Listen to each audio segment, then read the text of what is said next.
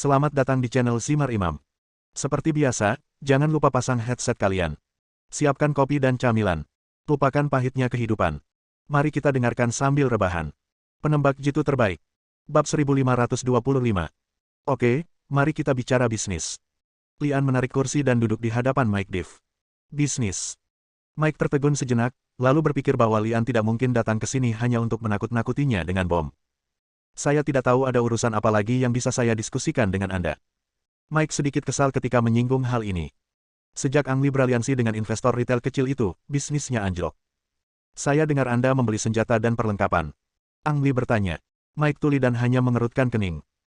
Bukan rahasia lagi bahwa dia membeli senjata dan peralatan untuk memperkuat angkatan bersenjatanya sendiri, dan dia juga tahu bahwa orang lain juga melakukan hal yang sama. Namun, Jian sialnya menaikkan harga untuk sementara, yang membuat Mike Div sangat marah. Karena biayanya, rencana Mike untuk memperkuat angkatan bersenjata belum terlaksana. Selain Jian, aku juga bisa memberimu senjata dan perlengkapan. Lian terus berkhotbah. Mata Mike membelalak dan dia memandang Lian seolah-olah dia monster. Dia berpikir, apakah anak ini sudah punya senjata? Mustahil. Senjata adalah bisnis yang sangat istimewa, dan ini bukanlah sesuatu yang dapat dilakukan oleh siapapun jika mereka mau. Selain punya uang dan keberanian, Anda juga perlu punya saluran sendiri untuk mendapatkan barang. Untuk mundur selangkah, apakah anak ini tidak gila jika ingin membelikanku senjata dan perlengkapan? Apakah Anda lupa bahwa kami adalah musuh? Ang Li tahu apakah Mike tuli atau tidak, jadi dia berjalan mendekat dan membuka pintu mobil dan berkata, ini hanya sampel. Selama Anda menginginkannya, saya dapat membantu Anda mendapatkannya tidak peduli berapa banyak senjata dan perlengkapan yang Anda inginkan. Mobil diparkir pada sudut yang tepat, dan setelah pintu mobil terbuka, Mike Div dengan sendirinya dapat melihat apa yang ada di dalamnya. Senapan otomatis, senapan mesin, peluncur roket, granat, del. Ini semua senjata dan perlengkapan yang Anda inginkan. Mata Mike yang tuli berbinar, dan dia tiba-tiba bertanya, apakah kamu menjarah Jian? Sebelum dia selesai berbicara, dia menggelengkan kepalanya dan berkata, tidak mungkin. Jika kamu benar-benar menjarah Jian, tidak mungkin gerakan sebesar itu tidak terungkap sama sekali. Mike memandang Li Dada dengan ekspresi curiga di wajahnya, mengira ini bukan senjata dan perlengkapan yang dibeli Li Dada dari Jian sebelumnya, bukan. Tidak mungkin. Jika itu masalahnya, kekuatan bersenjata Lian akan turun drastis. Apakah dia masih bisa mendapatkan pijakan di kota yang kacau ini? Tahukah Anda, yang Anda butuhkan untuk mendapatkan pijakan di kota yang kacau bukanlah uang, melainkan kekuatan bersenjata. Hal ini pula yang menjadi alasan mengapa 4 kekuatan besar biasanya fokus mengembangkan angkatan bersenjatanya sendiri. Jangan khawatir, peralatan ini sangat bersih. Jika kamu tidak percaya, kamu bisa meminta seseorang memeriksanya. Lian berkata sambil tersenyum. Mike mengedipkan mata memekakkan telinga, dan dua pria yang memiliki pengetahuan tentang senjata segera melangkah maju untuk memeriksa senjata dan perlengkapan di dalam mobil. Benar saja, peralatan tersebut sangat bersih, bahkan beberapa senjata dibungkus dengan mentega dan belum digunakan sama sekali. Yang baru bukanlah senjata dan perlengkapan dari Jian. Mike Div sedikit terkejut karena Ang Li benar-benar mulai terlibat dalam bisnis senjata. Mengapa? Mike bertanya sambil menahan diri untuk waktu yang lama. Mengapa? Lian bertanya. Maksudku, kenapa kamu menjual senjata ini kepadaku? Apakah kamu tidak takut sama sekali? Tanya Mike hati-hati. Lian berkata sambil tersenyum, takut, apa yang saya takutkan? Saya hanya seorang pengusaha. Anda memiliki kebutuhan di bidang ini, dan kebetulan saya memiliki barangnya. Bukankah normal menjualnya kepada Anda? Pengusaha. Ya. Mike mengeluarkan suara tidak menyenangkan yang tidak biasa dari tenggorokannya yang tuli dan menatap Lian dengan mata merah. Orang ini sebenarnya menyebut dirinya pengusaha, kamu gila. Berapa? Mike berpikir lama dan akhirnya menanyakan pertanyaan yang lebih dia khawatirkan. Keempat kekuatan besar semuanya mengembangkan kekuatan mereka sendiri. Dia tidak boleh ketinggalan. Dia benar-benar membutuhkan kumpulan senjata dan peralatan ini. Aku tahu Jian telah menaikkan harga jual untukmu, karena ini pertama kalinya aku melakukan bisnis seperti ini. Tidak peduli itu uang atau bukan. Yang penting punya teman. Ang Li berkhotbah. Teman. Mike Div hanya bisa mencibir. Mari kita bicara tentang harganya. Lian berkata, bagaimana kalau saya memberi Anda diskon 10% lagi dari harga asli di Jian? Pengurangan 10%. Tubuh Mike yang tuli tiba-tiba tegak. Harga di Jian telah meningkat hampir 20% dari harga aslinya, tetapi sekarang telah turun 10% di Lian, yang berarti setidaknya 30% lebih murah daripada harga di Lian. Jian. Harganya sungguh menggiurkan. Lian tahu bahwa Mike Div pasti akan menawar dengannya selanjutnya, jadi dia berkata sebelum pihak lain dapat berbicara, ini sudah harga jual terendah saya. Jika Anda tidak setuju, lupakan saja. Saya pikir akan selalu ada seseorang bersedia untuk menerima harga ini. Selain itu, Anda adalah pelanggan pertama saya sehingga saya dapat memberi Anda harga istimewa. Jika Anda tidak menerimanya sekarang dan datang kepada saya nanti, mungkin itu bukan harganya. Cekikikan. Mike Div meremas jarinya dan mengutuk dalam benaknya bahwa Lian benar-benar seorang pengusaha dan tidak memberinya kesempatan untuk berbicara sama sekali. Setelah ragu-ragu sejenak, Mike menghela nafas dan berkata, "Oke, saya bisa menerima tawaran Anda, tapi peralatan apa yang bisa Anda berikan kepada saya?" "Mohon tunggu sebentar." Lian membuka pintu taksi dan mengeluarkan katalog produk dan kutipan terperinci. Mulut Mike Ting bergerak-gerak setelah melihat kutipan katalog, dan dia kembali mengumpat dalam hatinya. Orang ini benar-benar seorang pengusaha, dan dia sangat siap. Semua perlengkapan di daftar ada dalam stok. Jika Anda memesan sekarang, saya bisa mengantarkannya ke rumah Anda sebelum gelap. Jika saya melewatkan waktu ini, saya tidak dapat menjamin kapan saya dapat mengisi kembali beberapa item yang persediaannya terbatas. Lian mengingatkanku dengan baik. Orang ini. Sudut mulut Mike bergerak-gerak, dan Lian bahkan menyiapkan pulpen untuknya agar dia bisa dengan mudah memeriksa barang-barang yang dia butuhkan di daftar. Lian mengambil pesanan itu dan melihatnya. Dia menyimpannya ketika dia berpikir tidak ada yang salah dengan itu. Lalu dia berkata, "Apakah kamu ingin uang tunai atau transfer bank? Ini adalah bisnis kecil dan saya tidak menerima hutang. Ini masih merupakan bisnis kecil. Apa bisnis yang besar bagi Anda?" Mike Div menggerakkan sudut mulutnya lagi dan berkata, "Transfer bank sudah siap.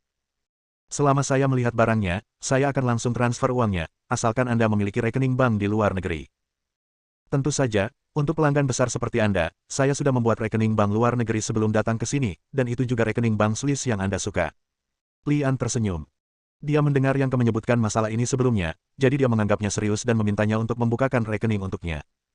"Saya berencana menggunakannya untuk berdagang dengan jenderal, tetapi saya tidak menyangka akan menggunakannya pada Mike Div terlebih dahulu. Siapkan uangnya dan saya akan mengirimkan barang tepat waktu pada jam 8 malam." Lian mengingatkan sebelum pergi. Bab 1526. Transaksi dengan Mike Div berjalan lancar. Bisa dikatakan keduanya menyelesaikan transaksi tanpa sepengetahuan pihak ketiga. Mike mengira dia telah memanfaatkan situasi ini dan berada di atas angin. Dia pasti tidak menyangka Lian akan menggunakan cara yang sama untuk menjual sisa senjata dan perlengkapannya kepada Anlinan dan Mosa dalam 2 hari ke depan. Hanya dalam 3 hari, Lian membereskan semua barang di tangannya dan dengan cepat mendapatkan kembali dananya. Pada hari keempat, Lian meminta Yang menghubungi jenderal itu lagi dan memberinya tagihan barang. "Apakah kamu gila?" Wajah Yang menjadi pucat saat melihat daftar kargo. Kali ini Lian menginginkan 2 kali lipat dari sebelumnya, serta beberapa peralatan teknologi yang trendy. "Apakah kamu punya uang?" "Tentu." Lian tahu bahwa Yang masih khawatir dengan apa yang terjadi terakhir kali, dan tahu bahwa cara terbaik untuk meyakinkan pihak lain adalah dengan membiarkan dia melihat uangnya, jadi dia membuka saldo rekeningnya dan membiarkan pihak lain melihatnya. "Ini, bukankah huruf P?" Yang memandang Lian dengan curiga. "Biarkan aku pergi. Pikiranmu cukup besar untuk memikirkan hal ini. Izinkan saya memberitahu Anda, uang ini adalah uang yang saya terima dari penjualan sejumlah senjata dan peralatan itu." Lian berteriak, "Apakah kamu menjual sejumlah barang itu?" Yang mengerutkan kening dan bertanya, tampak tidak percaya. "Hanya dalam 3 hari, semua barang terjual, dan dijual kepada musuh-musuhnya." Untuk membuat Yang mempercayainya, Lian menyerahkan 100 di depan pihak lain, dan kemudian membiarkan pihak lain melihat perubahan keseimbangan. "Sekarang kamu harus percaya bahwa aku bukan P, kan?" Lian berkata dengan marah. Yang berdeham dan berkata, "Kamu tidak bisa menyalahkanku untuk ini. Setelah kejadian terakhir kali, kredibilitasmu terhadapku telah hancur." "Yah, ini salahku. Bisakah kamu menghubungi jenderal sekarang?"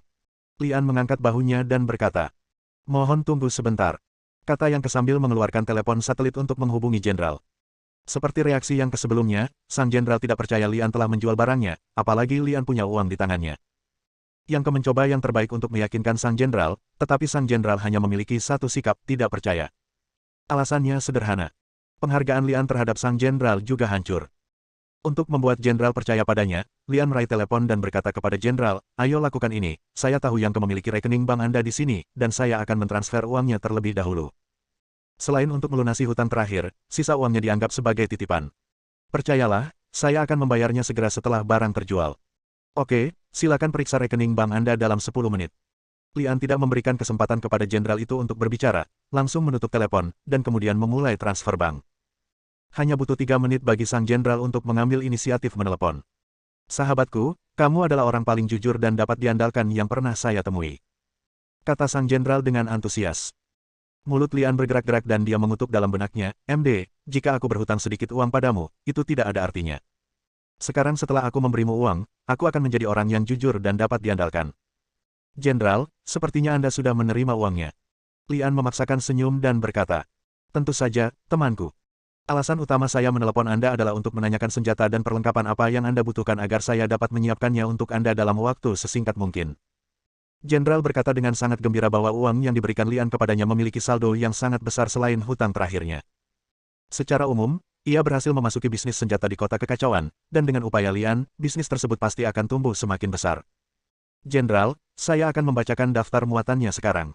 Lian mengulurkan tangan dan mengambil daftar barang dari tangan Yang Ke dan membacanya. Jenderal mendengarkan sambil mencatat, dan akhirnya berkata, temanku, kecuali beberapa peralatan yang tidak populer, saya akan membantu Anda menyiapkan semua barang yang Anda inginkan dalam waktu 24 jam. Kapan Anda akan menerima barangnya? Besok malam. Jika kamu tidak bisa mendapatkannya sekarang, kamu bisa memberikannya kepadaku pada transaksi berikutnya. Lian berpikir sejenak dan berkata bahwa dia juga tahu bahwa barang-barang yang tidak populer itu sulit didapat, tetapi dia hanya ingin mencobanya. Baiklah teman-teman, sampai jumpa besok malam. 0. Kata sang jenderal dengan gembira. Setelah menutup telepon, Lian melihat Yang Ke menatapnya dan bertanya, apa yang ingin kamu katakan? Aku hanya ingin tahu kepada siapa kamu menjual semuanya. Yang Ke bertanya dengan rasa ingin tahu. Lian bertanya balik, menurutmu berapa banyak orang di kota ini yang dapat menelan uang sebanyak itu? Yang Ke mengerutkan kening dan bertanya, mungkinkah? Kamu benar, barang itu memang dijual kepada mereka. Jawab Lian. Orang gila, kamu benar-benar orang gila. Yang Ke berteriak dengan gigi terkatup. Cekikikan. Lian tertawa. Di mata semua orang, Ang Li menggali kuburnya sendiri dengan menjual senjata kepada An Linan dan 3 orang lainnya, dan benar-benar gila. Bagi Lian, dia hanya butuh uang. Kebetulan An Linan dan 3 orang lainnya punya uang dan kebutuhan.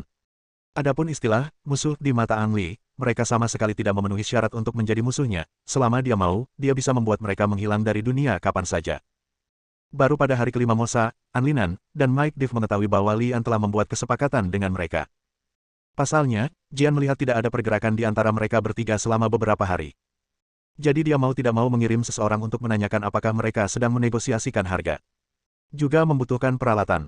Alhasil, ketiga orang tersebut menegaskan bahwa mereka tidak membutuhkannya untuk saat ini.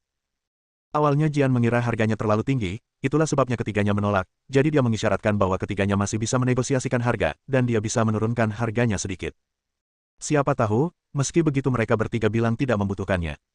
Jian sangat bingung, jadi dia mengirim seseorang untuk menyelidiki secara diam-diam, dan menemukan bahwa seseorang telah memberikan senjata dan perlengkapan kepada mereka bertiga dengan harga lebih rendah di hadapannya. Lian. Dari mana orang itu mendapatkan senjata dan perlengkapannya? Mungkinkah itu yang terakhir kali kujual padanya? Tidak, bagaimana dia bisa menjual senjata dan perlengkapan itu kepada musuhnya? Apa dia orang gila? Jian kaget saat mendapat kabar tersebut, apalagi saat mengetahui bahwa barang yang dijual Lian bukanlah miliknya, dan ia menjadi semakin cemas. MD, bisnis monopoli saya telah dirampok. Kecemasan dan kemarahan Jian sama seperti yang dialami Mike Div dan An Linan ketika bisnis mereka dirampok, dan mereka merasa sangat tidak nyaman. Bagaimana kamu bisa membeli senjata dan perlengkapan anak baik? Apakah kamu tidak ingat bahwa dia adalah musuhmu? Oleh karena itu, Jian melakukan perjalanan khusus untuk bertanya masing-masing kepada An Linan, Mosa, dan Mike Div, menyalahkan mereka bertiga karena tidak mengirimkan uang kepada Lian, namun jawaban yang mereka terima sangat konsisten. Musuh. Mungkin. Tapi saya tahu satu hal. Peralatan mereka lebih baik, tapi harganya 30% lebih rendah dari milik Anda. Kecuali saya sakit jiwa, mengapa saya berhenti berdagang dengannya dan memilih Anda? Gila, semuanya gila. Setelah Jian kembali, dia mengunci diri di kamar dan merasa semua orang di dunia ini gila. Bab 1527. Boom. Ada guntur teredam di langit, diikuti tetesan hujan deras seperti mortir. Lian berdiri di depan jendela dan melihat iring-iringan mobil yang siap berangkat keluar, dan suasana hatinya tiba-tiba menjadi berat. Kenapa kamu tidak pergi? Semua orang menunggumu. Yang Ke membuka pintu dan bertanya. Oh, tidak apa-apa, aku hanya tidak suka cuacanya. Ang Li berbalik untuk berkhotbah, mengulurkan tangan dan mengambil payung di atas meja dan berkata. Ayo pergi. Mereka berdua turun bersama dan masuk ke dalam SUV yang diparkir di depan pintu masuk utama. Mobil baru saja mulai dan bergerak maju ketika Lian tiba-tiba mengulurkan tangan dan menepuk bagian belakang kursi di depannya dan berteriak, tunggu sebentar. Ada apa? Yang Ke berbalik dan bertanya. Lian mengalihkan pandangannya keluar jendela. Hujannya sangat deras sehingga tidak mungkin melihat dengan jelas dari kejauhan. Namun, Lian masih melihat sesosok tubuh mungil jatuh ke tanah di kejauhan, lalu segera bangkit dan berlari ke depan. Jalannya licin karena hujan, dan sosok itu terjatuh beberapa kali, namun setiap kali dia segera bangkit dan berlari ke depan. Mia. Lian mengenali sosok mungil itu sebagai Mia, adik Charles yang sudah lama tidak terlihat. Retakan. Lian membuka pintu mobil dan bergegas keluar. Ketika orang-orang dalam iring-iringan mobil melihat Lian bergegas di tengah hujan lebat, mereka pun turun dari mobil dan bergegas menghampiri. Mia, kenapa kamu ada di sini? Lian membantu Mia berdiri yang terjatuh ke tanah lagi dan bertanya. Tuan. Mia terengah-engah, matanya merah, dan dia tidak tahu apakah itu hujan atau air mata di wajahnya. Dia hanya mengangkat tangannya untuk menyeka matanya dan berteriak dengan cemas. Tuan, senang bertemu Anda. Kakakku berkata Jian sedang bersiap untuk menyergapmu di jalan. Adikmu yang mengatakannya, kenapa dia tidak datang? Lian memandang ke kejauhan dengan rasa ingin tahu. Biasanya Charles yang datang untuk menyampaikan berita. Sepertinya ada sosok di sudut jalan yang melintas dan menghilang. Benar saja, ada yang mengejar Mia. Saudaraku. Dia dibawa pergi. Mia mulai menangis lagi saat menyebutkan kejadian ini. Jian. Lian mengerutkan kening. Apakah kamu baik-baik saja? Yang berdiri di samping Lian sambil memegang payung dan bertanya. Lian mengepalkan tinjunya, mengangkat Mia dan berkata kepada Yang saya mungkin tidak dapat melakukan transaksi ini. Silakan lari untuk saya. Yang ragu-ragu sejenak, lalu akhirnya mengangguk dan berkata, jangan khawatir, saya akan menjelaskannya kepada jenderal, tetapi sebaiknya Anda meneleponnya setelah itu. Aku tahu. Hati-hati di jalan, mungkin tidak rata. Lian menginstruksikan. Yang memaksakan senyum dan berkata, di manakah kedamaian di dunia ini? Saat dia berbicara, dia mengulurkan tangan dan menepuk bahu Lian dan berkata, Saudaraku, jangan khawatir, saya tahu apa yang harus saya lakukan. Sedangkan bagi Anda, tolong jangan melakukan hal bodoh. Tunggu sampai saya kembali untuk membicarakan hal lain. Terima kasih, tapi ada beberapa hal yang masih harus diselesaikan. Lian berkata dengan ekspresi muram, lalu masuk ke dalam rumah sambil menggendong Mia, sambil berteriak pada Kofi di jalan. Jangan kaget, cepat ambil selimut, dan siapkan makanan untuk membuatmu tetap hangat. Oh, segera datang. Kofi buru-buru berbalik dan lari. Dia belum pernah melihat Lian begitu marah sebelumnya, dan dia hampir kehilangan kendali emosinya. Yang berangkat dengan konvoi. Setelah Lian mengatur Mia, dia menghilang sendirian di tengah hujan lebat, dia hanya membawa senapan sniper dan pistol. Di gedung tempat Jian berada, seorang pria bersenjata berpakaian rapi berdiri di depan Jian dan berkata, laporkan, konvoi mereka telah berangkat. Jian sedang memegang cerutu di mulutnya dan berkata dengan penuh semangat, Lian, tidak masalah meskipun kamu tahu aku akan menyergapmu di jalan, kamu sudah mati kali ini. Setelah jeda sebentar, matanya tertuju pada Charles, yang penuh memar dan tidak sadarkan diri di sudut. Singkirkan dia. Ya. Pria bersenjata itu berjalan mendekat dan mengulurkan tangannya untuk mengangkat Charles, tetapi saat tangannya menyentuh Charles, dia mendengar suara pop di belakangnya. Jendela kantor Jian pecah, dan sebutir peluru mengenai kepala pria bersenjata itu. Jian terkejut, turun dari kursinya, bersembunyi di bawah meja, dan melihat keluar jendela dengan gugup. Hujannya sangat deras, dan Jian tidak melihat apa-apa. Saat dia berpikir untuk merangkak keluar dari bawah meja, dia mendengar suara pop dan sebuah peluru menghantam bagian belakang kursi untuk memutar dengan cepat, dan dia ketakutan. Penembak jitu. Jian akhirnya menentukan fakta bahwa ada penembak jitu di luar yang menodongkan pistol ke arahnya, dan dia akan langsung dibunuh selama dia keluar dari bawah meja. Di mana kalian semua mati? Cepat datang ke kantorku. Jian mengeluarkan ponselnya dari sakunya dan menghubungi nomor bawahannya sambil berteriak. Sesaat kemudian, suara langkah kaki berlari kencang terdengar di koridor, lalu seseorang mendobrak pintu dan bergegas masuk. Engah. Sayangnya, orang pertama yang menyerbu masuk hanya maju 2 langkah dan tertembak di kepala, disusul orang kedua dan ketiga. Hanya dalam beberapa detik, ada beberapa mayat di depan pintu, dan orang-orang yang tersisa berkumpul di luar dan tidak berani masuk. Apa yang sedang kamu lakukan? Cepat masuk dan bawa aku pergi. Jian berteriak dari bawah meja. Orang-orang di luar pintu memandang Jian, lalu melihat keluar jendela dan melihat mayat di depannya. Retakan. Kursi bos yang masih berputar, kakinya patah tertimpa kursi dan jatuh ke tanah. Beberapa detik kemudian, peluru lagi datang, kali ini mengenai meja di atas kepala Jian. Untungnya meja ini terbuat dari kayu solid yang mampu menahan peluru. Jian diam-diam senang karena penembak jitu tidak bisa melihatnya dan dia akan aman selama dia bersembunyi di bawah meja. Retakan. Peluru lainnya menghantam meja, dan tubuh Jian gemetar. Dia tidak tahu kalau kedua peluru itu mengenai lokasi yang sama. Engah. Pada tembakan ketiga, peluru menembus meja. Jian yang bersembunyi di bawah merasakan sakit di lehernya dan darah hangat muncrat. Orang-orang bersenjata di luar pintu melihat pemandangan ini, tetapi tidak ada yang berani masuk untuk menyelamatkan Jian, kecuali mereka ingin dipukul kepalanya oleh penembak jitu. Jian membuka mulutnya, tapi tidak bisa mengeluarkan suara. Dia melihat tangannya dengan satu mata dan mengulurkan tangan dari bawah meja. Retakan. Sebuah peluru menghantam dan menembus tangan Jian. Akibatnya, tidak ada yang berani masuk. Semua orang menatap ke arah Jian, menyaksikannya berjuang dengan susah payah di bawah meja. Gerakannya perlahan melambat seiring dengan keluarnya darahnya, hingga akhirnya ia meninggal karena kehilangan banyak darah. Dengan kematian Jian, anak buah Jian berpencar dan meninggalkan gedung Jian satu demi satu. Berita kematian Jian menyebar dengan cepat di kota yang kacau, bahkan sampai ke telinga orang-orang bersenjata yang bersiap menyergap konvoi Lian di jalan. Penyergapan yang direncanakan ini juga terhenti karena kematian Jian. Bab 1528. Hujan mulai turun pada malam kematian Jian, dan hujan tidak turun sampai malam berikutnya. Ketiga mobil tersebut memanfaatkan kegelapan dan meninggalkan kota, dan segera bertemu di hutan 3 km di luar kota. Ratusan pria bersenjata telah berkumpul di sini, mempertahankan hutan seperti tong besi. Pintu mobil terbuka, dan Mike Div, Mosa, dan Anlinan keluar dari mobil satu demi satu, berjalan ke tenda darurat di tengah, lalu duduk di kursi sederhana. Kenapa kita harus menempuh perjalanan sejauh ini untuk berpesta? Mosa mengerutkan keningnya, sangat tidak puas dengan lingkungan sekitar. Karena di kota tidak aman, jawab Mike dengan tuli. Seorang Linan memutar matanya ke arah Mosa dan berkata, jangan pilih-pilih. Jian telah dibunuh. Orang itu bisa membunuh kita kapan saja dia mau. Alis Mosa kembali menegang, dan akhirnya dia mengangkat bahunya dan bertanya, apakah beritanya sudah terkonfirmasi? Apakah orang itu yang melakukannya? Apa ini masih perlu dipastikan? Kalau dipikir-pikir dengan pantatmu, kamu akan tahu kalau itu anak laki-laki itu. Selain dia, apakah ada orang lain di kota yang kacau ini yang berani menyentuh Jian? Di sisi lain kata-kata, bisakah dia menyentuh Jian? Mike mendengus dan berkata, Anlinan berkata, saya telah mengirim orang untuk menyelidiki, dan penyebab masalahnya adalah seorang anak bernama Charles. Anak itu ada hubungannya dengan Lian. Jian pasti mengetahui hal ini, jadi dia menyentuh anak itu, yang menyebabkan kematiannya sendiri. Apakah sesederhana itu? Alis Mosa menyatu, sepertinya tidak pernah lepas sejak dia datang ke sini. Dia terbatuk ringan dan berkata, maksudku, pria itu benar-benar akan membunuh Jian demi seorang anak. Apa menurutmu ini kejadian yang direncanakan? Mungkin pria itu sudah lama ingin menyentuh Jian, dan anak itu hanya untuk dia membuat kasus yang bagus untuk itu. Tentu saja ini sudah direncanakan. Anak itu merampok bisnis Jian, membuat Jian gila, lalu membunuh Jian. Mike berteriak sedikit tak terkendali. Harap tenang, semuanya.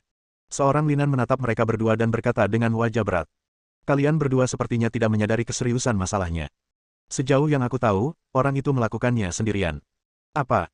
Maksudmu, orang itu lari ke sarang Jian sendirian, lalu menghindari semua anak buah Jian dan membunuhnya. Seru Mosa sedikit terkejut. Seorang Linan terbatuk dan berkata, tidak bisa dikatakan bahwa dia menghindari semua anak buahnya. Beberapa anak buah Jian juga dibunuh olehnya. Kudengar saat Jian terbunuh, anak buahnya ada di luar pintu, tapi tidak ada yang berani masuk untuk menyelamatkannya, karena siapapun yang masuk, mereka akan mati. Petik 2. MD, anak itu hanyalah iblis. Dia bisa membunuh Jian sendirian. Seru Mosa dengan sedikit rasa gatal di giginya. 4 kekuatan besar tidak sedamai yang terlihat di permukaan. Semua orang ingin menggelapkan 3 kekuatan lainnya, atau membunuh 3 lainnya, tetapi tidak ada yang mampu melakukannya dalam beberapa tahun terakhir kekuatan satu orang. Jika seseorang tidak dapat melakukan sesuatu, apakah dia masih manusia? Kuat. Itu terlalu kuat. Di mana senjata dan perlengkapan di Jian? Mosa tiba-tiba teringat akan hal ini. Kamu pasti tahu kalau Jian adalah pedagang senjata paling terkemuka di kota ini, senjata dan peralatan terbanyak. Tentu saja jatuh ke tangan anak itu, Mike meludah ke tanah dengan marah. Jadi anak itu merampok barang-barang Jian lalu menjualnya kepada kita. Tanya Mosa. Seorang Linan mengangguk dan menjawab, hal seperti itu mungkin saja terjadi. Inilah tujuan utama pertemuan kita kali ini. Dia berhenti sebentar, menatap mereka berdua, dan berkata dengan suara yang dalam. Saya mengusulkan agar tidak ada di antara kita yang membeli barang orang itu, dan biarkan dia menghancurkan semua barang itu ke tangannya. Meski begitu, dia tidak akan merugikan. Toh dia berbisnis tanpa modal. Lalu apa maksudmu? Apakah kamu ingin memberikan uang gratis kepada anak itu? Mike Tully berkata sedikit kesal. Mosa memelototi Mike dan berkata, untuk apa kamu berteriak padaku? Kalau aku tidak salah ingat, sepertinya kamulah orang pertama yang menggurui bisnis anak itu, bukan? Kamu tidak jauh lebih baik, teriak Mike dengan marah. Oke, jangan berisik. Saya memanggil kalian berdua ke sini untuk mendiskusikan tindakan pencegahan, tidak setiap kali berakhir dengan pertengkaran. Sekarang Jian sudah mati, kekuatan anak itu semakin besar. Jika kita bertiga masih bertarung sendiri, kita akan menjadi Jian berikutnya kapan saja. Seorang Linan menjadi semakin bersemangat saat dia berbicara, dan akhirnya langsung berdiri. Setelah berjalan bola-balik beberapa langkah, Anlinan kembali duduk di kursi, berdeham dan berkata, saya punya lamaran. Orang itu tidak hanya mengambil barang dari Jian, tapi juga membeli barang dalam jumlah besar dari luar, dan setahu saya, uang untuk barang tersebut belum lunas. Jika orang itu mencoba menjual barangnya lagi kepada kami bertiga akan menolaknya untuk sementara karena kesulitan keuangan. Lalu apa? Mike mau tidak mau bertanya, ingin tahu langkah selanjutnya. Anlinan tersenyum dan berkata, meskipun Jian sudah mati, apakah begitu mudah baginya untuk menelan uang itu? Kita hanya perlu menunggu dan melihat apa yang terjadi. Mungkin anak itu akan segera mati di jalanan. Mata Mike Div dan Mosa berbinar, dan keduanya juga tersenyum. Oke, kalau begitu sudah beres, tidak ada yang bisa memberi anak itu uang lagi. Tentu saja, langkah pertama kita adalah memotong sumber keuangan anak itu, dan kemudian kita akan melihat secara perlahan bagaimana dia mati. Yang menantang hujan lebat untuk membawa kembali barang Lian. Ketika dia kembali, dia bahkan tidak punya waktu untuk mengeringkan pakaiannya yang basah sebelum dia menemukan Lian. Aku sudah menyiapkan sup jahe untukmu, minumlah dulu sebelum bicara. Lian menunjuk mangkuk di atas meja dan berkhotbah. Kamu tahu aku datang untuk mencarimu. Yang bertanya. Lian mengangguk dan menjawab, saya tahu, dan saya juga tahu bahwa Anda melakukannya demikian. Salah satu dari 4 kekuatan utama hilang, dan keseimbangan kota kekacauan telah rusak. Wajar jika Anda khawatir tentang masalah ini. Tidak, kamu tidak tahu apa yang kamu lakukan. Yang berjalan mendekat, mengambil mangkuk dan menyesapnya, lalu berkata kepada Lian. Menurutmu mengapa 4 kekuatan besar bisa menjadi 4 kekuatan besar? Mengapa? Lian bertanya. Itu karena masing-masing dari mereka memiliki dukungan yang kuat di belakang mereka. Anda tahu, ini adalah kota yang kacau, di persimpangan 3 kerajaan, bagaimana seseorang tanpa kekuatan atau latar belakang apapun bisa mendapatkan pijakan di sini. Suara yang menjadi semakin keras, dan dia tampak sedikit bersemangat. Namun Ang Li tetap tenang, mengetukkan jarinya ke meja dan berkata, jadi 4 kekuatan besar hanyalah boneka di tangan orang lain. Yang terkejut sesaat, lalu berkata dengan suara yang dalam, kamu juga bisa mengatakan itu. Anda membunuh Jian dan mengambil barang-barang Jian. Apakah menurut Anda kekuatan di belakangnya akan melepaskannya begitu saja? Bersambung.